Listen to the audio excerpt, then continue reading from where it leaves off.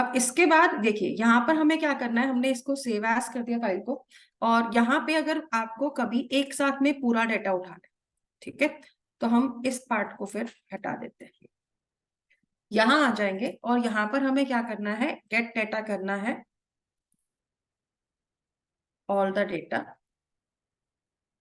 Eight once. तो यहां पर आप क्या करोगे, आप लिखोगे FIS.read all bytes। तो ये आपको रिटर्न कर देगा एक बाइट्स का एरे।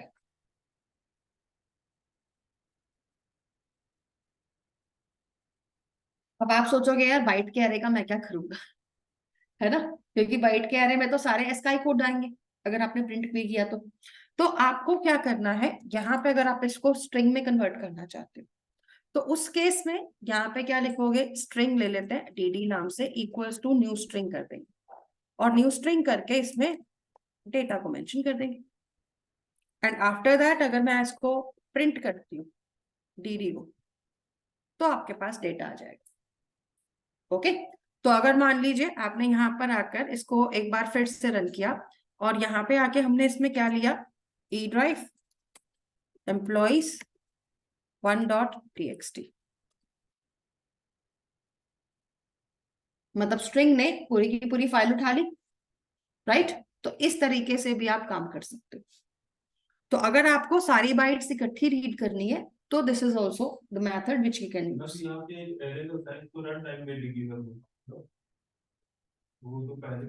तो यही चीज तो फायदा होता है जावा में काम करने का, क्योंकि जावा में ये एक तरह से सेल्फ डिफाइंड एरे बन गया कि जितनी वैल्यू आएगी, जैसे मैं आपको वो ब्रैकेट वाला ऑप्शन बताती थी, आपने कहा कि रन टाइम पे एरे की वैल्यू चेंज की जा सकती, साइज चेंज नहीं की जा सकती अगर पहले से डिफाइंड है। अगर पहले से डिफाइन ही नहीं है तो फिर भाई जितनी वैल्यू आएगी उतना साइज बन जाएगा। हाँ, इसके बाद मैं चेंज नहीं कर सकती, मतलब मैं ये नहीं कर सकती कि मैं इसी एरे में एक और फाइल का डेटा कॉपी मार, क्योंकि इसका साइज उतना ही बनेगा जितनी इसकी फाइल का साइज है। अगर फाइल का साइज देखना है, कभी जरूरत पड़ती है, तो आप क्या कर सकते हो, इसको मैं सिस आउट में दिखा रही हूँ, लेकिन आप इसको ना वेरिएबल में भी सेव कर सकते हो। तो जब आपका सिर्फ ऑब्जेक्ट बना हो ना, जब आपने फाइल को रन करना शुरू ना किया हो, तो ये फंक्शन यूज करोगे तो साइज पता चल जाएगा। नहीं तो बाद में करोगे तो फिर भाई जहां कर्सर होगा उसके आगे का साइज पता चलेगा। ओके, तो यहाँ पे हम इसको स्टार्टिंग में ही देख लेते हैं। तो आप लिखोगे FIS.available। ओके, तो अवेलेबल फंक्शन लगा देंगे, तो आप जो भी फाइल दोगे ये उसका साइज बताएगा बाइट्स में, क्योंकि ये अवेलेबल बाइट्स बताता है। करंट कर्सर पोजीशन से अवेलेबल बाइट्स कितनी है वो बताएगा। तो अगर आप यहाँ पे ये लिखते हैं तो आपको क्या मिल जाएगा, इसका बाइट्स में साइज मिल जाएगा। ओके, अगर यही फंक्शन मैंने कब यूज किया, प्रिंट करने के बाद,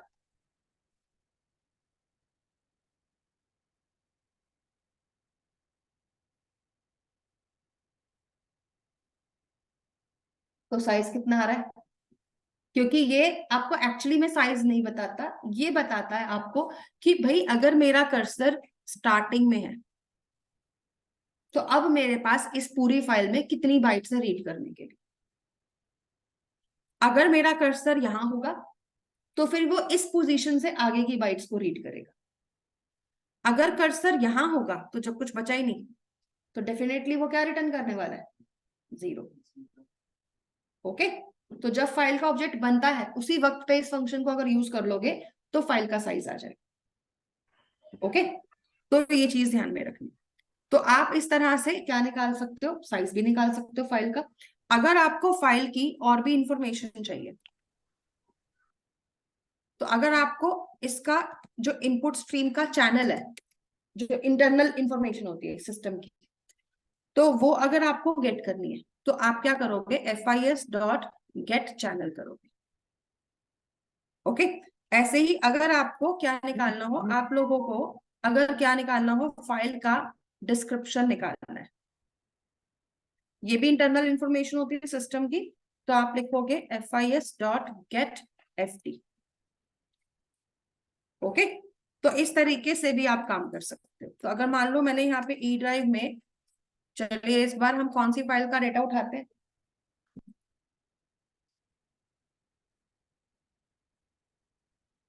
तो यहाँ पर सॉन्ग की वैल्यू ऐसे प्रिंट हो रही है कि गाना बज रहा है हमारा सारा का सारा, नहीं? तो ये आपके सॉन्ग का डेटा इसने दिखा दिया। कंट्रोल होम कर देते हैं, उसका कंसोल छोटा पड़ गया इसको प्रिंट करने के लिए, ऊपर भी नहीं जा रही। ठीक है, तो उसका कंसोल भी छोटा पड़ गया इस गाने को प्रिंट करने के चक्कर में, क्योंकि उसका साइज होता है कंसोल कितना दिखाएगा एक टाइम पर, तो वो ऊपर भी नहीं जा रहा है इसलिए। तो यहाँ पे आपके पास क्या आ जाएगी, सारी इंफॉर्मेशन आएगी। तो ये प्रिंट करने का नतीजा था, तो प्रिंट नहीं करना। ये उसी को दी मैं ना, अब वो प्रिंट नहीं करा रही। तो जो हमने डीडी को प्रिंट करा रखा था ना, वो मैंने कमेंट्स में डाल दिया। स्ट्रिंग का ऑब्जेक्ट बनवाया आपने, उसको डाटा दे दिया बाइट का एरे, तो वो बिना मतलब टाइपकास्ट करे जैसे ही हो जाएगा। क्योंकि जब आप स्ट्रिंग का ऑब्जेक्ट बनाते हो और न्यू स्ट्रिंग करके उसमें बाइट का एरे देते हो, तो वो ऑटोमेटिकली उसको टाइपकास्ट करके उठा लेता है, सीधा ही उठा लेगा। नहीं, बाइट का एरे, ठीक है। बेसिकली ये क्या करता है, बाइट का एरे उठाता है। तो आपको मैंने स्ट्रिंग क्लास बताई थी ना उस दिन, तो स्ट्रिंग क्लास के जो मैंने कंस्ट्रक्टर्स बताए थे, उसमें मैंने आपको क्या बताया था कि या तो आप क्या करोगे, डबल कोट्स लगा के वैल्यू दोगे ऑब्जेक्ट के अंदर, या तो आप बाइट एरे के साथ में दोगे। ओके, तो इसीलिए बाइट एरे लगाया गया था, दिया गया था, क्योंकि मैक्सिमम जब भी आप इंटरनेट पे काम करोगे, डाउनलोडिंग अपलोडिंग कोई भी ऐसा टाइप्स करते हो इनपुट आउटपुट से रिलेटेड, तो ज्यादातर डेटा बाइट्स फॉर्म में ही जाता है, दैट्स व्हाई। ओके, तो अब देखो यहाँ पर हमारे पास जो साइज आया सॉन्ग का बाइट्स में, वो इतना आया। ओके, और उसके बाद चैनल में क्या दिखा रहा है, ये वो चैनल दिखा रहा है इंटरनल, मतलब जिसका ये यूज कर रहा है डाटा ट्रांसफर करने के लिए। देखो वायरिंग यूज होती है, आपको पता है आपके सिस्टम में क्या होती है, सिस्टम डाटा बस होती है। कभी अगर आपने थोड़ा सा बेसिक्स कंप्यूटर्स में पढ़ा हो, हार्डवेयर वाला पार्ट शुरू शुरू में जो नॉर्मली पढ़ाते हैं बेसिक्स ऑफ कंप्यूटर्स में, तो उसमें वो क्या बताते हैं कि डेटा बस यूज होती है किसके लिए, डाटा ट्रांसफर के लिए। जो वो रिबन जैसा होता है, कभी अगर आप सीपीयू में खोलकर देखोगे, देखा हो कभी, तो उसमें एक ऐसे व्हाइट रिबन जैसा होता है। आजकल तो वो भी थोड़ा सा छोटा हो गया, पहले चौड़ा आता था, थोड़ा कम चौड़ा होता है। ठीक है, तो वो रिबन जैसा होता है जो कि एक डिवाइस से दूसरे डिवाइस पे लगा होता है सीपीयू के अंदर। तो बेसिकली वो होता है आपका डेटा ट्रांसफर के लिए, उसको बोलते हैं डेटा बस। तो जो चैनल यूज हो रहा है उसका डेटा ट्रांसफर के लिए, उसका जो आईडी है ना, ये वो प्रिंट कर रहा है sun.neo.ch करके। ओके, तो इसका जो सिस्टम का इंटरनल आईडी होता है उस चीज का, इनपुट आउटपुट स्ट्रीम के लिए जो यूज हो रहा है, ये उसका नाम है। और हर फाइल जितनी भी आपके कंप्यूटर में सेव्ड होती है, हर फाइल का भी एक डिस्क्रिप्शन होता है। तो इसने Java dot I dot file descriptor at the rate के बाद में जो ये नंबर सीक्वेंस दिखाया है, ये आपकी इस फाइल का क्या है, डिस्क्रिप्टर है।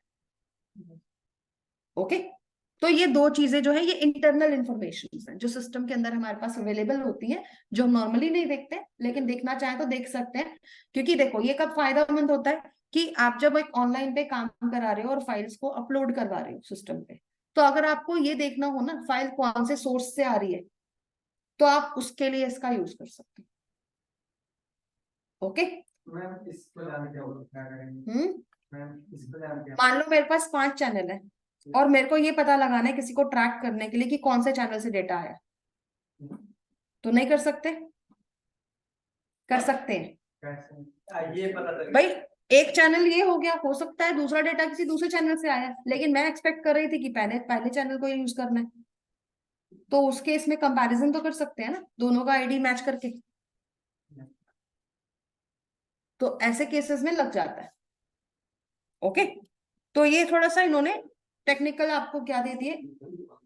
हाँ, वैसे इसका यूज नहीं करेंगे, नॉर्मली इसका यूज कम ही होगा, मेनली तो हमारा यही होगा, रीड राइट फंक्शन यूज करते हैं हम इसमें। तो यहाँ पे आपके पास क्या रहेगा, इस तरह से डेटा रहेगा, और आप क्या कर सकते हो, फाइल इनपुट आउटपुट करवाना। तो रीड ऑल बाइट्स जो फंक्शन है, ये आप बफर वाले में भी यूज कर सकते हो और यहाँ पे भी यूज कर सकते हो, वो आपके ऊपर है आपको इसको कहाँ लगाना। इतना क्लियर है, file input output, buffer input output कैसे यूज हो रहा है। इसके बाद अगला ऑप्शन भी देख लेते हैं। तो जावा सीक्वेंस इनपुट स्ट्रीम, ये हमारी अगली क्लास है।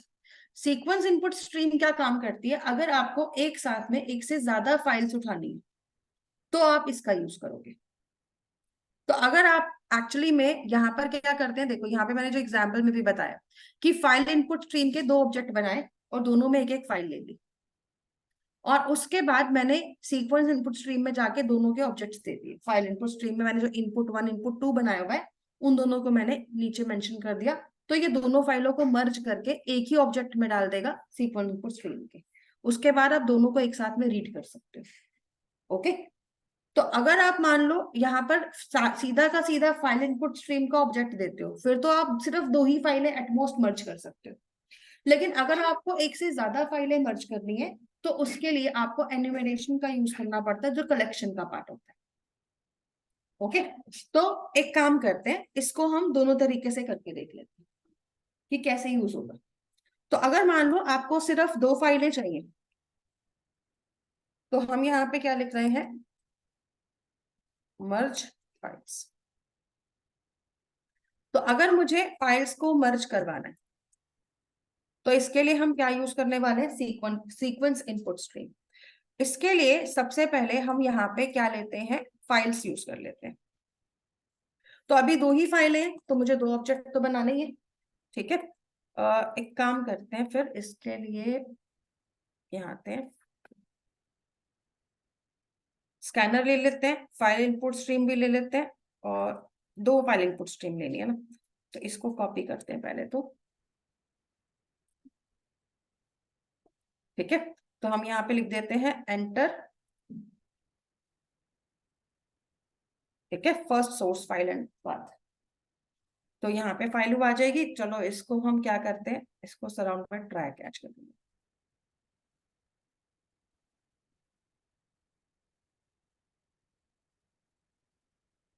ठीक है, तो जब पहली फाइल आ जाए दूसरी फाइल भी ले लेते हैं। तो इसको बना देते हैं FIS1 और इसको बना देते हैं FIS2। अब अगर मुझे दोनों फाइल्स का डेट कर सकते, तो सीक्वेंस इनपुट स्ट्रीम और सीक्वेंस इनपुट स्ट्रीम में FIS1 FIS2 दोनों को देखो। अब अगर मैं SIS से रीड करना चाहती हूँ तो मैं सिंगल कैरेक्टर भी ले सकती हूँ और रीड ऑल बाइट्स करके दोनों को इकट्ठा भी उठा सकती हूँ। तो अगर आपको लूप लगा के करना है तो लूप लगा के करो, जैसे फाइल इनपुट आउटपुट में हमने करके देखा था। इकट्ठा लेना है तो आप इकट्ठा भी उठा सकते हो।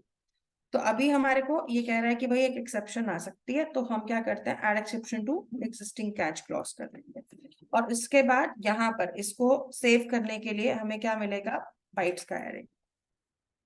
तो मतलब दो फाइलों का डेटा एक में आ जाएगा। अब यहाँ पर जब हमारे पास एक फाइल का दोनों का डेटा एक में आ जाएगा तो हम क्या करते हैं, इसको प्रिंट करके देख लेते हैं। ओके, एंड जब ये काम हो जाए तो सीक्वेंस इनपुट स्ट्रीम को क्या कर देंगे, क्लोज कर देंगे। हाँ जी, बाइट में, अच्छा हाँ बाइट में आएगा ये तो एक काम करते हैं ना, चलो इसका शॉर्टकट मारते हैं, क्योंकि बाइट का अरे कुछ ही काम का नहीं है अगर हम उसको प्रिंट ही नहीं कर रहे है ना। तो क्या करते हैं, string data equals to new string कर देते हैं और यहाँ पे इसको यूज कर लेते हैं।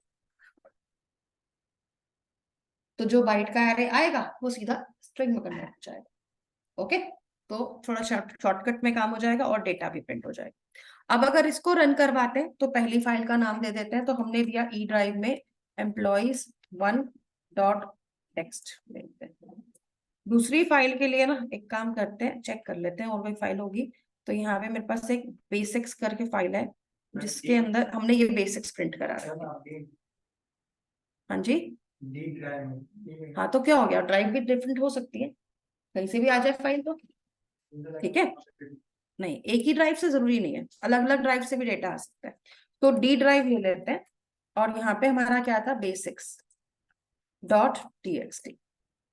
तो दो फाइल्स हैं, तो दोनों का डेटा आ गया, एम्प्लॉय का भी आ गया और बेसिक्स का भी आ गया। ओके, तो इस तरीके से दोनों फाइल्स का डेटा मर्ज हो जाएगा।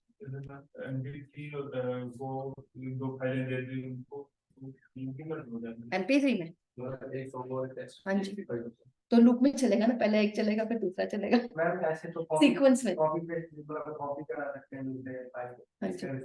हाँ जी, ठीक है।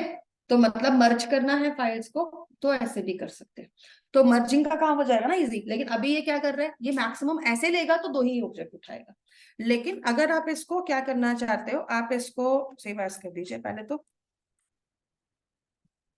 अगर आपको क्या करना है, दो से ज्यादा फाइल उठानी है, तो ऐसे में क्या करना पड़ेगा ना, देखो जब आप इसका ऑब्जेक्ट क्रिएट करते हो ना, सीक्वेंस इनपुट स्ट्रीम का,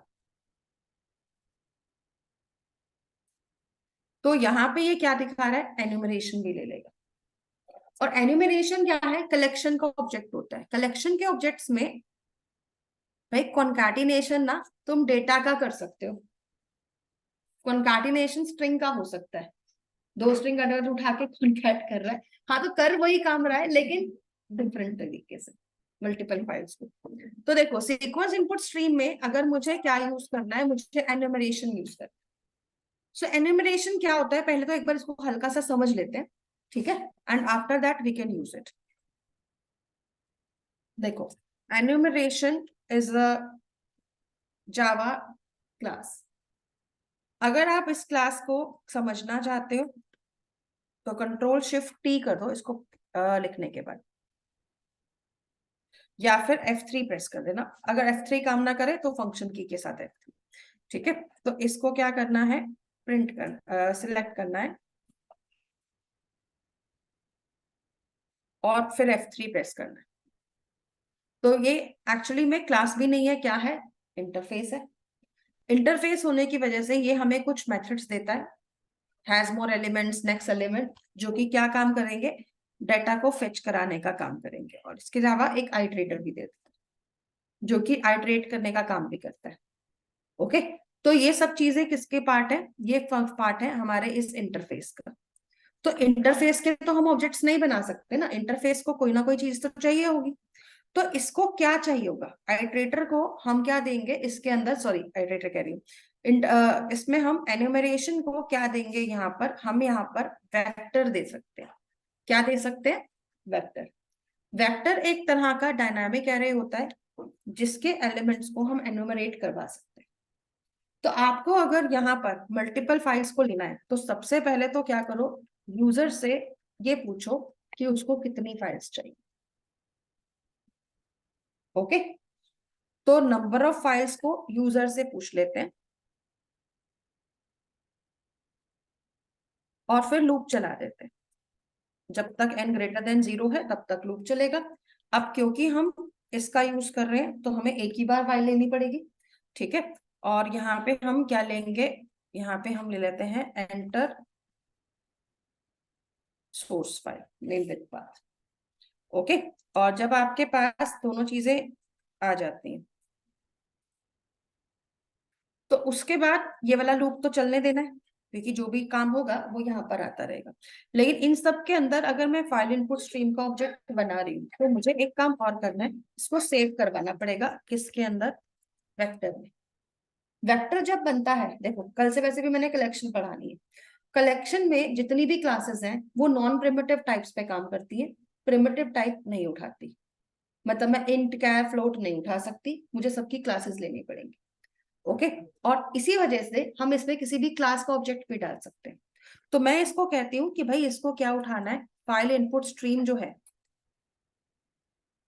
वेक्टर जो बनाना है वो इसका बनाना है, ठीक है। तो मैं इसका नाम लिख देती हूँ फाइल लिस्ट इक्वल्स टू, या फिर फाइल्स कर देते हैं, इक्वल्स टू न्यू वेक्टर करना है। और यहाँ पे क्या करना है, यहाँ पे हम ले लेंगे फाइल इनपुट स्ट्रीम।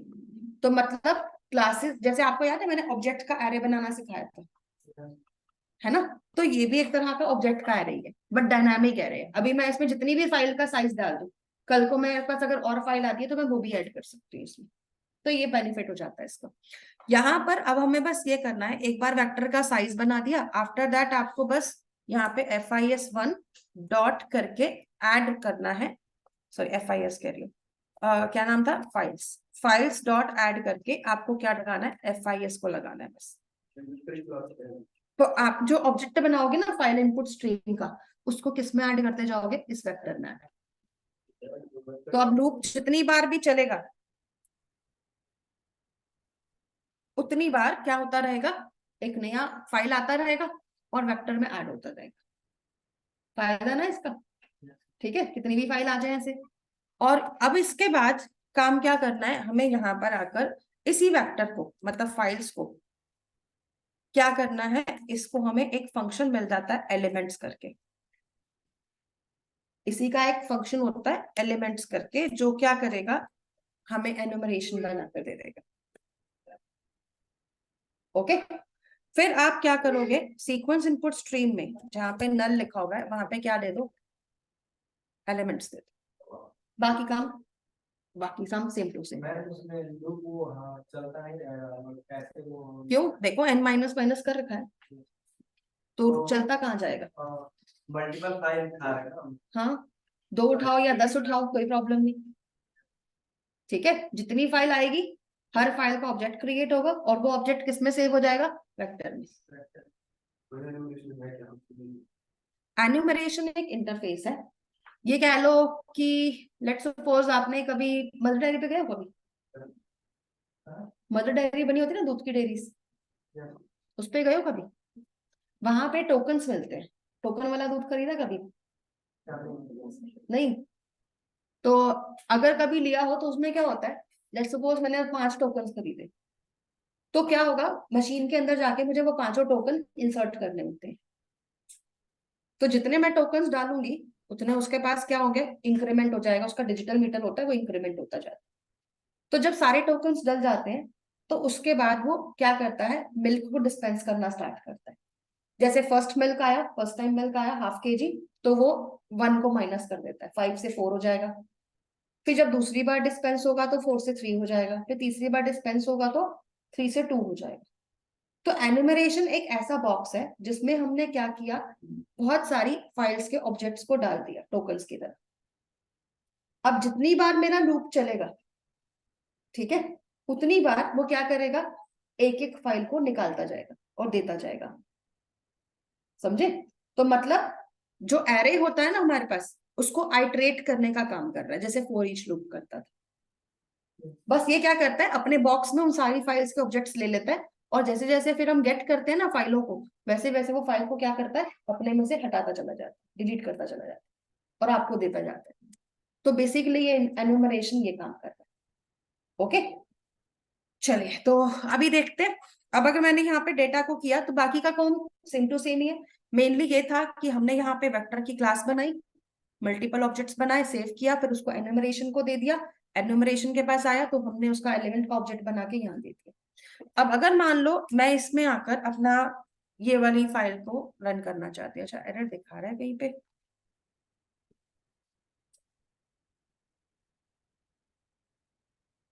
अच्छा इंपोर्ट करना था, करते हैं। अब देखो अगर मैंने नंबर ऑफ फाइल्स 3 दिया, अभी क्या दिखा रहा है, एंटर सोर्स नेम, अच्छा गड़बड़ हो गई ना, क्योंकि देखो इंट के बाद स्ट्रिंग आ गया यार, कोई पुरानी प्रॉब्लम, बफर खाली नहीं था, तो इसलिए इसने एरर दिखा दिया। तो एक ही बार करना है ना, तो लूप से पहले लगा देना sc डॉट नेक्स्ट लाइन।